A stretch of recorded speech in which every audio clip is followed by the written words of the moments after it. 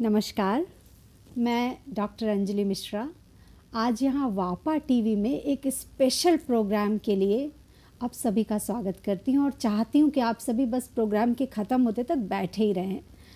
तो आज हमारे साथ हैं एक बहुत ही ख़ास मेहमान जो हमारे यहाँ भारत से पधारी हैं और कहा जाए तो मेरी सबसे प्यारी यूनिवर्सिटी बनारस हिंदू विश्वविद्यालय से पधारी हैं, डांस डिपार्टमेंट से हैं। तो आप शायद समझ ही गए होंगे कि कौन है वो। तो आइए स्वागत करते हैं प्रोफेसर विधि नागर जी का। Thank you so much Priyanjali. Welcome ma'am, और बहुत बहुत स्वागत है आपका श्रीलंका में।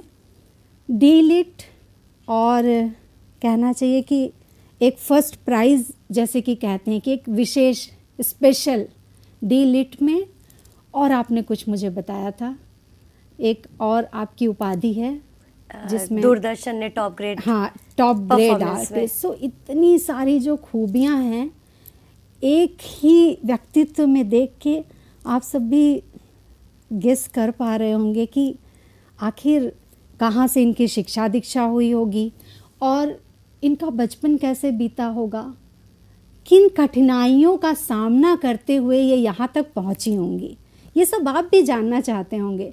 तो आइए शुरू करते हैं। तो मैम सबसे पहले प्रणाम आपको। जैसे कि हमारे गुरु शिष्य परंपरा और भारतीय सांस्कृतिक जो हमारा होता है एक विरासत हम लेके चलते हैं। मैं भी यहाँ श्रीलंका में काफ़ी सालों से रह रही हूँ, लेकिन एक भारतीय संस्कृति जो है वो एकदम अचानक कहना चाहिए कि बिल्कुल रिकॉल हो जाता है जब कोई भी भारतीय को देखती हूँ। उसके पहले भी होता है, ऐसे नहीं कि हम भारतीय संस्कृति से अलग रहते हैं यहाँ पे, लेकिन जब भी कोई भारतीय यहाँ पे आता है तो उसके साथ और भी यादें तरोताज़ा होकर और पता नहीं शब्द कहाँ कहाँ से आने लगते हैं। तो मैम सबसे पहले जानना चाहूँगी कि आपकी शिक्षा दीक्षा के बारे में, कि जैसे नृत्य है, नृत्य के साथ मैंने सुना कि आपने कॉमर्स में भी जो है वो आप CA तक की पढ़ाई किए हुए हैं। तो बिल्कुल अलग अलग जो है वो स्ट्रीम लगता है, इधर डांस है इधर कॉमर्स है। तो मैम प्लीज़ बताएं। बिल्कुल अंजलि, सबसे पहले तो बहुत बहुत धन्यवाद मेरा इतना गर्मजोशी से स्वागत करने के लिए और VPA चैनल में मुझे इनवाइट करने के लिए मैं आभार व्यक्त करती हूँ यूनिवर्सिटी का। और जैसा कि आपने पूछा कि ये दो अलग अलग स्ट्रीम्स कैसे मैंने चुनी, कई बार मुझे लगता है कि मैंने कुछ भी नहीं चुना है, ये जो कुछ होता है ये डेस्टिनी करती चली जाती है। जैसे सभी बच्चे बचपन में पढ़ाई करते हैं, मैंने भी की। और उसके साथ साथ जब मैं 5 साल की थी तब से मैंने नृत्य सीखना शुरू किया। मेरे माता पिता ने मुझे जब देखा थे रखते हुए घर में या गानों पर नृत्य करते हुए, तो मेरे दादा दादी माता पिता सभी ने बहुत प्रोत्साहित किया। और पास में ही एक प्रयाग संगीत समिति से जुड़ा हुआ विश्वविद्यालय था, उससे संबद्ध, तो वहाँ पर मेरा एडमिशन करा दिया गया और यूँ शुरू हुई मेरे नृत्य के सफ़र की शुरुआत। और पढ़ाई तो जैसा आपने अभी कहा, हाँ बिल्कुल सही कह रही हैं आप, मैंने M.Com डिग्री ली है पढ़ाई में, शैक्षिक योग्यता मेरी। और उसके साथ साथ मैंने ICWA किया है जो इक्वलेंसी रखता है इंटरमीडिएट चार्टर्ड अकाउंटेंसी कोर्स की। साथ ही जब मेरा नृत्य में रुझान हुआ और मैंने शिक्षा दीक्षा ली, तो वो लखनऊ का भातखंडे संगीत महाविद्यालय मेरा वह स्थान बना जहाँ से मेरी तालीम शुरू हुई सही मायनों में। और वहाँ पे जितने बड़े गुरु थे, प्रोफेसर पूर्णिमा Pandey ji, professor doctor पुरुदादित sir, स्वर्गीय Subhash Dixit sir, doctor Veena Singh ji, doctor Deepa देवा, इन सब से मेरी तालीम हुई। और 8 सालों तक मैंने कठिन परिश्रम करके कथक की तालीम वहाँ से प्राप्त की। हम लोग जैसे मैम सुनते हैं कि महाराज जी जो अभी तो नहीं हैं इस दुनिया में, लेकिन महाराज जी और कथक को कहा जाता है कि सिक्के के 2 पहलू। तो महाराज जी से संबंधित कोई यादें आपकी? हाँ बिल्कुल, बहुत सारी यादें हैं। और चूँकि मैं लखनऊ में रही और बिरजू महाराज जी का घर लखनऊ में ही रहा, जो झाऊलाल का पुल है उसकी जो बिंदादीन महाराज की ड्योढ़ी है, तो महाराज जी हर वर्ष आते थे। और ये मेरा परम सौभाग्य रहा कि अपनी गुरु प्रोफेसर पूर्णिमा पांडे दीदी के साथ हम लोग का हमेशा महाराज जी के पास जाना आना रहा, उनसे सीखने का संबंध रहा। पहले वो लखनऊ हर वर्ष आते थे और अपने सभी शिष्यों को सिखाते थे। तो दीदी के शिष्य होने के नाते हमारे भी सौभाग्य रहे कि महाराज जी से वर्कशॉप्स में या एक कहते हैं ना 2 दिन को आए तो बस अच्छा कुछ सीख लो, चलो मैं बताता हूँ, उठो खड़े हो और करो। तो इस तरह से तालीम उनसे भी प्राप्त करने का मौका मिला। तो ये तो मेरा सौभाग्य है बहुत। और उनसे जुड़ी यादों में मेरी जो सबसे खूबसूरत यादें हैं वो यही है कि जब वो सिखाते थे, मैं उनको सिखाते हुए बैठकर बस देखती रहती थी। तो वो कई बार मेरी ओर देख के कहते थे बैठ के देख रही हो, चलो उठो। तो उनका तो आदेश का पालन करते ही थे, उठ के करते थे नृत्य। लेकिन मुझे वो बहुत सुखद लगता था कि जब वो सिखा रहे होते थे तो वो किस तरह से डूबे होते थे कि उन्हें होश भी नहीं होता था कि अड़ोस पड़ोस अगल बगल कहाँ क्या हो रहा है। पूरी तरह से वो तन्मय होकर सिखाते थे। और कथक का पर्याय मुझे लगता है अंजलि जी, इसीलिए उनको कहा जाता है कि उन्हें होश ही नहीं होता था कि वो कथक के साथ जब होते थे तो वो बिरजू महाराज हैं या वो क्या हैं, उन्हें खुद ही नहीं पता था इसका। और सिर्फ हम ही लोग नहीं है तो पूरी दुनिया मानती है कि कथक के वो हस्ताक्षर थे, और वो ना पहले हुए ना अब कभी होंगे, वो एक ही थे। जी बिल्कुल। मैम आइए कुछ पिक्चर्स देखते हैं और आप थोड़ा सा बताते जाइएगा कि यादें जो हैं, थोड़ा सा चलते हैं, रिकॉल करते हैं मेमोरीज को। बिल्कुल, ये बहुत सुंदर याद है मेरी, और शायद मेरे माता पिता का ये एक सपना रहा होगा जो पूरा हुआ वर्ष 2013 में। इसमें मुझे उत्तर प्रदेश संगीत नाटक एकेडमी ने सन 2013 में मुझे ये अवार्ड दिया मेरे कथक नृत्य में थोड़ा बहुत जो मैंने कार्य किया उसके लिए। ये मैम यहाँ पे मैं थोड़ा सा इंटरप्ट करना चाहूँगी। ये जो आपकी पिक्चर है ये पहले भी मैं देख चुकी हूँ, क्योंकि आप यहाँ पहले भी आ चुके हैं यूनिवर्सिटी में। तो उस समय जब मैं यहाँ पर थी और थोड़ा सा कोऑर्डिनेटर का काम करती थी, जो जहाँ विदेश से जो आते थे उनके लिए, तो ये वाली जो पिक्चर जो अभी पहले हमने देखी और ये सारी पिक्चर्स मेरी बहुत फेवरेट पिक्चर्स हैं आपकी। हाँ, ये फेवरेट मैं बताऊं इसलिए है क्योंकि इसमें तिरंगे के तीनों रंग हैं, ऑरेंज, वाइट और ग्रीन। ये हमारे भारत को रिप्रेजेंट करती हुई मेरी तस्वीरें हैं, जो कि मुझे ICCR ने चुना था वर्ष 2022 में कनाडा में कुछ प्रोग्राम्स के लिए।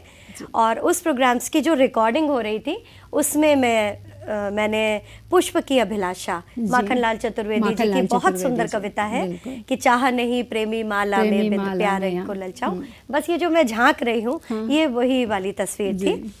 और ये तस्वीर माननीय राज्यपाल महोदय उत्तर प्रदेश की आनंदीबेन पटेल जी, और मेरी गुरु मेरे साथ हैं प्रोफेसर डॉक्टर पूर्णिमा पांडे जी, सांस्कृतिक मंत्री हैं, आदि अन्य बड़े अधिकारीगण हैं। ये उस समय की है जब मुझे उत्तर प्रदेश संगीत नाटक अकेडमी का पुरस्कार से सम्मानित किया जा रहा है। ये कुछ ऐसी तस्वीरें हैं जो रैंडमली लोग क्लिक करते हैं और मुझे पसंद है। ये तो जैसा मैंने बताया कि वे तिरंगे झंडे वाले ही कलर्स हैं, और ये मेरी बड़ी प्रिय छवि है। ये बस एक प्यारी नायिका का चित्रण है जो सज रही है और खुद ही, और मैं तो यहाँ पे ये कहूँगी खुद को देख के कि ये आत्ममुग्धा नायिका भी है, खुद ही खुश हो रही है। यहाँ पर कृष्ण के साथ छेड़छाड़ चल रही है और उसको बहुत डांट पड़ रही है कि चलो हटो, तुम अब मेरी मटकी मत फोड़ो। तो यहाँ पर मेरी नाराजगी अपने नायक कृष्ण के साथ है। ये एक गेंद की तिहाई है जो पंडित बिरजू महाराज जी ने हम लोग को सिखाई थी, और ये गेंद मेरे हाथ में है और मैं तिहाई कर रही हूँ। और पीछे अगर आप ध्यान से देखें तो पंडित धर्मनाथ मिश्रा जी गा रहे हैं मेरे साथ, और विकास मिश्रा जी तबले पर हैं। मैम ये पिक्चर कितनी पुरानी होगी? हाँ, ये आपने बड़ा अच्छा प्रश्न किया क्योंकि सब पिक्चरों से अलग ही दिख रहा है। हाँ, थोड़ा सा। ये मेरी पिक्चर है सन 2007 की, यानी आज से लगभग 16 साल पूर्व की।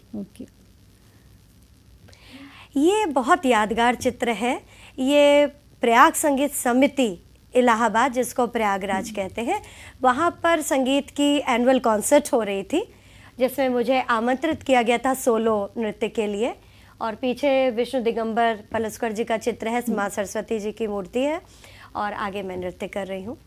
ये भी बड़ी मुझे यादगार मेरी ये फ़ोटो है, क्योंकि यहाँ पर मैं खंडिकता नायिका करने के लिए बैठकी भाव में बैठी हुई हूँ और दरवाज़ा खोल के अपने नायक को देख रही हूँ पूछने के लिए कि काहे को मेरे घर आए हो, तो वहाँ पे ये प्यारे। वो, जी बिल्कुल, ये वो चित्र है और मेरी बड़ी पसंदीदा फोटो है। जी मैम, हम आज जो है थोड़ा बहुत कुछ गा के, वोकल की सुविधा तो है नहीं अभी हमारे पास, हाँ। इंस्ट्रूमेंट की सुविधा भी नहीं है, तो मैं चाहती हूँ कि थोड़ा बहुत कुछ गा के आप थोड़ा बहुत कुछ भी अभिनय का पार्ट जो है। ऐसा करती हूँ क्योंकि आपका मन है और मैं आपकी बात तो नहीं टाल सकती, इसलिए एक बड़ा सुंदर स्वरचित एक कविता है, एक छंद है, हाँ। जो कि मैंने कथक पर बनाया है, उसी को मैं थोड़ा सा करके बताऊंगी और फिर अगर हो सकेगा तो कुछ एक आध कवित बैठ के। एक कवित मैंने लिखा, एक सेमिनार में प्रेजेंटेशन के लिए लिखा था कि कथक, अवध का कथक, लखनऊ का कथक या कथक क्या है। तो पुराने ज़माने में कैसे कवित्व कथक कलाकार जो थे, आप तो जानते हैं, आप खुद एक बहुत अच्छी आर्टिस्ट है कथक की, कि कथा कहे सो कथिक कहावे, कथिक है। तो कथिक एक जाति है, कथावाचक एक व्यक्ति है और कथक नृत्य है। तो सुनिएगा, इसमें होता क्या है कथक में, हरि की कथा को देखो गाकर सुनावत है। कथिक जाति के जो लोग प्राचीन काल में क्या करते थे, वो भगवान की कथा, कृष्ण की कथा के गुणगान करते थे। हरि की कथा को देखो गाकर सुनावत है, राधा का घूंघट गत चाल में दिखावत है। क्या बात। टुकड़ा परन चक्कर काट सम पर आवत है, आमद परन और ठाट भी बांधत है, या बनावत है, बनावत है भी कह सकते हैं, बांधत है। बहुत सुंदर। पैरन में घुंघरू, पुराने जो कथिक परंपरा के लोग थे वो क्या करते थे, वो करते थे पैरन में घुंघरू कमर धोती बांधत है, माथे पे टीका पान अधर रचावत है। बस, और कुछ मेकअप तो वो करते नहीं थे, घुंघरू पहने, धोती पहनी और होठ लाल दिखे तो पान खा लेते थे और माथे पे टीका। पैरन में घुंघरू कमर धोती बांधत है, माथे पे टीका पान अधर रचावत है, और कौन हूँ नाच नहीं अवध में देखो यह कथिक कथा को बाँच कथक दिखावत है। कथिक कथा को बाँच कथक दिखावत है, कथिक कथा को बाँच कथक दिखावत है। बहुत सुंदर। तो मुझे लगा कि कथक कलाकार जो कथिक जाति के थे वो क्या करते थे, कि इससे सुंदर परिभाषा कोई हो सकती है काव्य में। हाँ, मतलब ये मेरे मन के भाव थे, जो एक कविता की शक्ल में आपके सामने है, और इसमें कथक क्या है पूरा वर्णन है। तो बस एक ऐसी छोटी सी रचना थी। मैम, एक चीज़ पूछनी थी जी, कि जैसे सब्जेक्ट जो होते हैं जी, मैथ्स ले लिया हमने, साइंस ले लिया, ये सब कर लिया, जब हम नृत्य और गायन ये सब के क्षेत्र में आते हैं तो कैसी कठिनाइयों का हमको सामना करना पड़ता है, जो कठिनाई हमको इन सब सब्जेक्ट में नहीं आती है? बहुत सुंदर प्रश्न है और बहुत रेलेवेंट भी है, क्योंकि आज के विद्यार्थियों के पास बहुत बड़ी बड़ी समस्याएं हैं। पढ़ाई मुश्किल हो गई है, ऑनलाइन भी पढ़ना है, ऑफलाइन भी पढ़ना है, मोबाइल से भी पढ़ना है, और मुश्किलें पढ़ने के क्षेत्र में भी चैलेंजेस ज़्यादा आ गए हैं। पहले ये चैलेंजेस नहीं थे। दूसरी बात ये कि हम अपनी रेगुलर पढ़ाई के साथ नृत्य गायन में अगर रुझान है और पढ़ाई के रूप में लेते हैं तो हमें दुगनी मेहनत करनी पड़ती है। लेकिन इसके लिए मैं बहुत अच्छा, आने वाली जो हमारी यंग जनरेशन है उसको एक मैं बहुत अच्छा सुझाव देना चाहूँगी, जो मैंने आज से बरसों पूर्व, 40-45 वर्ष पूर्व ये प्रैक्टिसेस अपनाई थी, और मेरे माता पिता ने या मेरे गुरुओं ने मुझे ये रास्ता दिखलाया था। आज मैं वो एक बहुत सुंदर उस गुप्त ताले की चाबी आपको दे रही हूँ कि आप इनको ये न सोचें, जो हमारी गाने की, वादन की या नृत्य की या कला की, कोई भी क्षेत्र हो, मूर्ति शिल्प हो, चित्रकला हो, या फोटोग्राफी है, या कविताएं कहना है, या लिटरेचर में पढ़ना है, इनको आप ये समझिए कि आपकी पढ़ाई के बाद अगर कोई रिलैक्सिंग टाइम होता है तो ये कलाएं आपको रिलैक्स कर देती हैं। आप कभी इनको बोझा बना के मत पढ़िए। ये मत सोचिए कि हाँ स्कूल से आए हैं अब मुझे जाना है वॉयलिन सीखना है, ऐसा मत सोचिए। आप ये सोचिए कि ये वॉयलिन यानी मेरा एक फ्री टाइम है, मी टाइम है, मेरे हॉबी टाइम है, जो मुझे पसंद है उसमें मैं अपना समय लगा सकती हूँ। तो जब आप इस तरह से इन चीज़ों को सीखेंगे तो आप 2 क्या 4 चीज़ें भी एक साथ हैंडल कर सकते हैं, चाहे खाना बनाना हो घर में, चाहे बागवानी हो, चाहे पेंटिंग करनी हो। क्योंकि इधर पढ़ाई से जैसे ही आप अपना मूड फ्रेश करना चाहते हैं तो आप आजकल मोबाइल देखने लगते हैं, तरह तरह की रील्स देखते हैं। हम लोग उस टाइम में ये नहीं करते थे, हमारे लिए यही रील्स थी कि हम डांस सीखें, हम कुकिंग करें, हम एंजॉय करें, हम साइकिलिंग करें, जो भी हमें अच्छा लगता हो हम करें। तो जब हम पढ़ाई के साथ इन चीज़ों को एंजॉय करते हैं तो ये बोझा नहीं बनती हैं। इवन स्टडीज़, जब हम पढ़ाई करते हैं तब भी अगर हम उसको आनंद लेके काम करते हैं, कोई भी काम जिसमें हम जुड़ जाते हैं, पूरी तरह से एकजुट हो जाते हैं, तो हमारा मन खुश हो जाता है, हमारे दिमाग में एंड्रोफिन दौड़ने लगता है जो हमें सुकून देता है, हमें शांति देता है, हमें खुशी देता है। तो ये कलाएं हमारे लिए बोझा नहीं है बल्कि जीवन जीने के लिए एक अच्छे मार्गदर्शन का काम करती हैं, मेरा ऐसा मानना है। अंजलि, बहुत खूबसूरत अंदाज में आपने इसको बयां किया, कहना चाहिए। उत्तर तो नहीं कहूँगी क्योंकि ये प्रश्न नहीं था, ये बस एक आइडिया लेना था आपसे कि आप क्या सोचते हैं, आपका क्या व्यू है। मेरा आज भी यही मानना है और मैं जब अपने नृत्य से तो खैर कभी नहीं थकती हूँ मैं, और मेरे लिए तो ये एक एनर्जी का माध्यम है, जीवन जीने की कला है मेरे लिए। मैम, शिक्षा के क्षेत्र में आप काफ़ी सालों से हैं, शिक्षण के क्षेत्र में जी, तो आप क्या मतलब किस तरह के चेंजेस और चैलेंजेस देखते हैं? जैसे कि जो पहले के बच्चे होते थे, जैसे 10 साल पहले जो बच्चे आते थे क्लास में, अभी जो बच्चे आते हैं क्लास में, सिलेबस भी बदल गया है और सारी चीज़ें जो है, एक वातावरण भी बदल गया है, अब 10 साल में पूरा चेंज हो चुका है। तो किस तरह के चेंजेस और चैलेंजेस वो फेस करते हैं? इसके लिए एक बहुत ज़रूरी शब्द है जो मैं यहाँ बोलना चाहूँगी, रोजगार।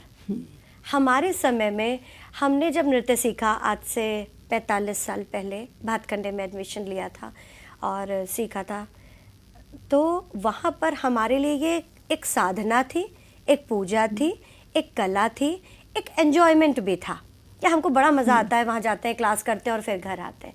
और घूमने का साधन भी, भाई अपने घर से निकल के गए आप इतनी दूर, 6-7 किलोमीटर्स, आप एंजॉय करके आए, अपने पापा मम्मी के साथ गए, क्लास करके आए।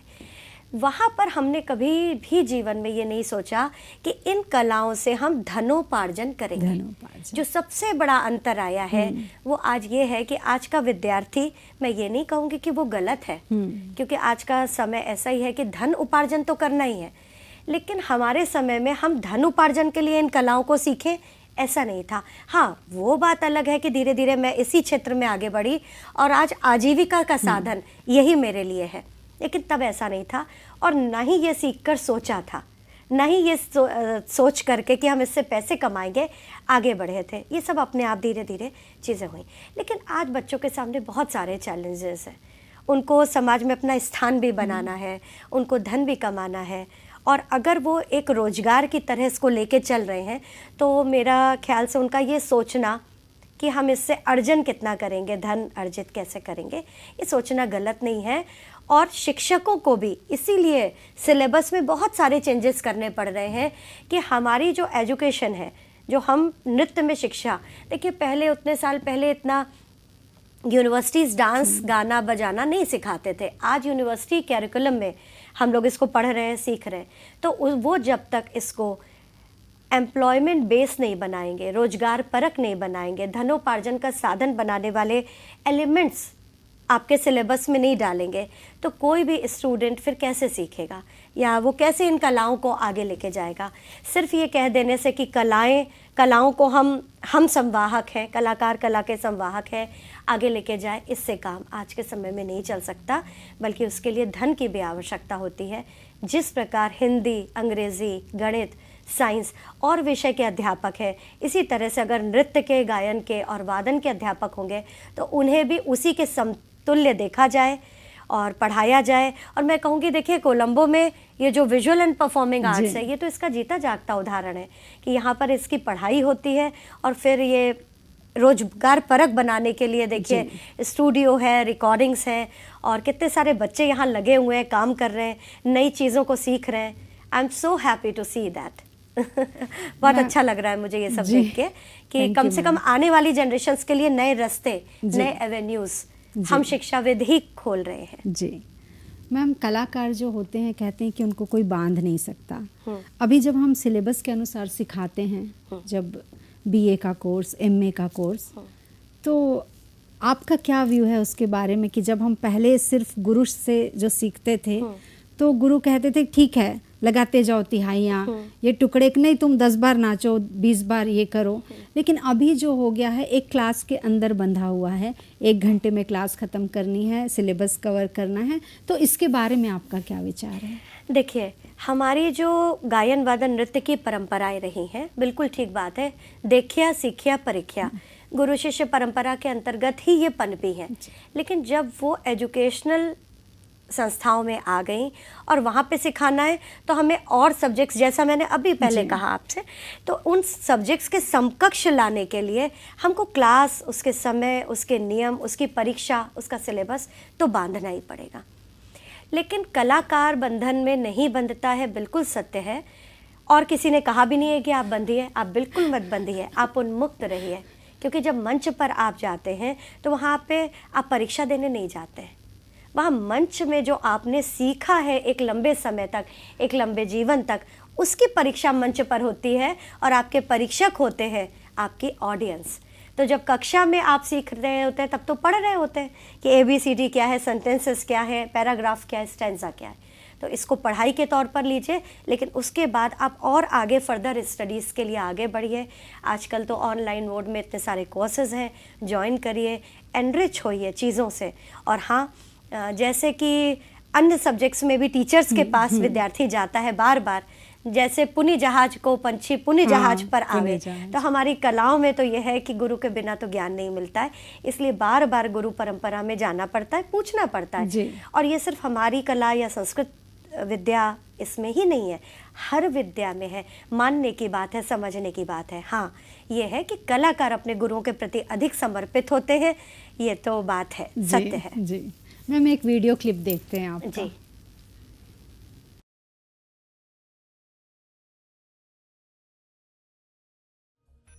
मन जलाए मदन,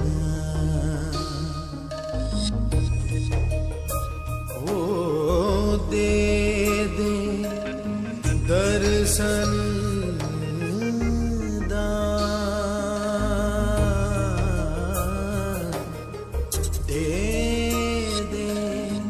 दर्शन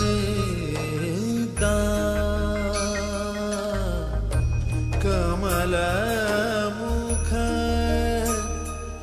सुधा रस पान, प्रिय चारुषी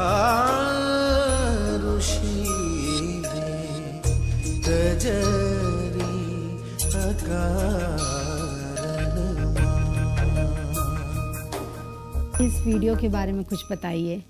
10 साल आपने जो बता रहे थे कि 10 साल मैंने 2004 में, जब शुरू में आप मुझसे मिले, अभी 2-3 दिन पहले ही आप जब आए हैं यहाँ पे, उसके पहले हम थोड़ा सा ये बात भी कर लेते हैं कि अभी आप जो यहाँ पर पधारे हुए हैं university of the visual and performing arts में, तो आपका कोई यहाँ पर पर्पस जो था या फिर?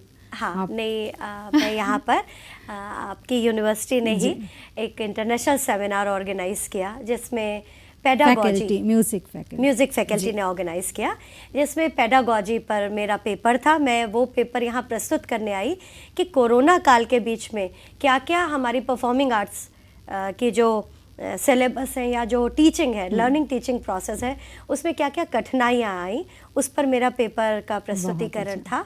और बहुत सुंदर आयोजन यूनिवर्सिटी ने किया। मैं बहुत आभार व्यक्त करती हूँ और साधुवाद देती हूँ यूनिवर्सिटी के वाइस चांसलर सर को कि इस तरह का आयोजन, ये 5वीं इंटरनेशनल सेमिनार था। और मैं शुभकामनाएं देती हूँ कि भविष्य में भी इसी तरह के अच्छे कार्य हों। और यहाँ आना मेरे लिए बहुत सफल रहा, क्योंकि न सिर्फ मैंने अपनी चीज़ें शेयर की, अपनी नॉलेज शेयर की, बल्कि यहाँ से भी मैं बहुत कुछ सीख के जा रही हूँ। Thank you ma'am, thank you so much.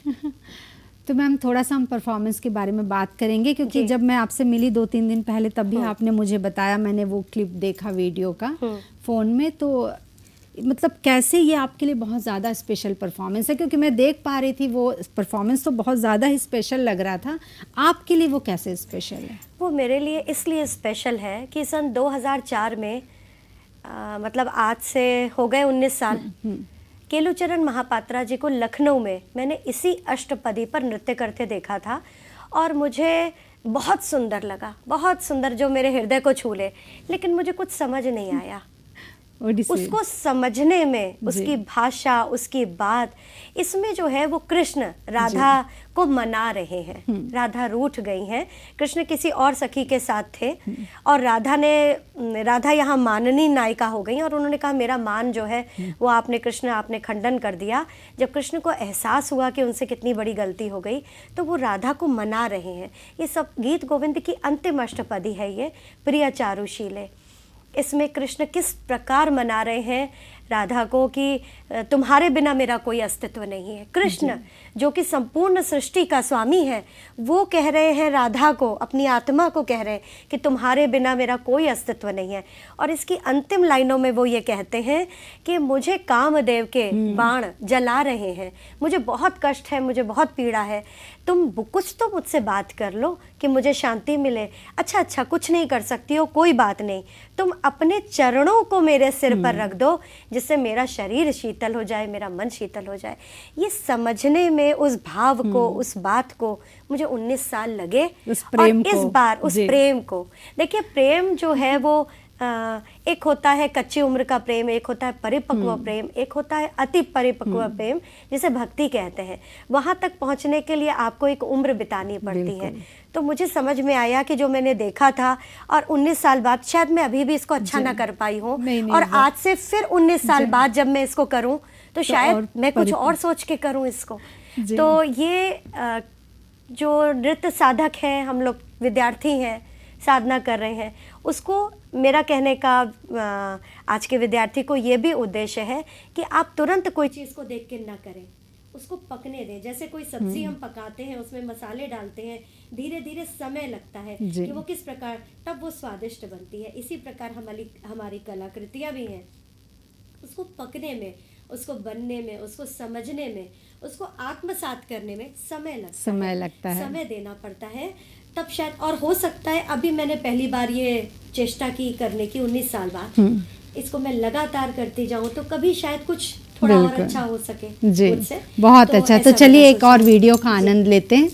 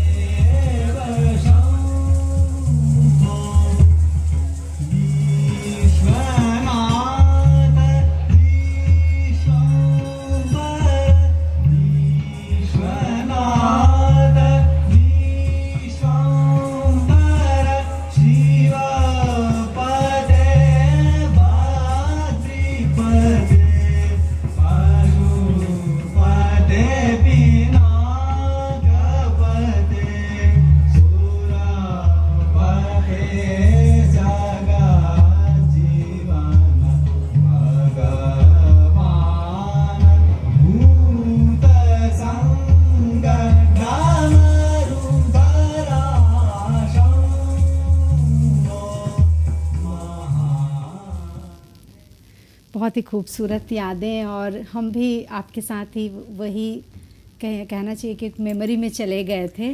और बहुत ही सुंदर जो है, और समय की आधा घंटा का जो बस है एक टाइम मिला था हम लोग को जी बातें करने का और सारी चीज़ें शेयर करने का। तो मैम बहुत ही अच्छा लगा और बहुत सारी चीज़ें हम समझ पाए। एक नई पीढ़ी के लिए जो आपने संदेश दिया, वो एक अपनी भावनाओं के माध्यम से जो एक शिक्षाप्रद संदेश जो पहुंचाया आपने नई पीढ़ी को, वो बहुत ही सुंदर था। तो बहुत बहुत धन्यवाद आपका। और आपको भी बहुत धन्यवाद अंजलि, आपने मुझे इनवाइट किया, मुझे बुलाया, मैं अपनी बातें, अपनी चीज़ें शेयर कर पाई आपके साथ। बहुत बहुत धन्यवाद। नमस्कार। आयुबोवन। आयुबोवन।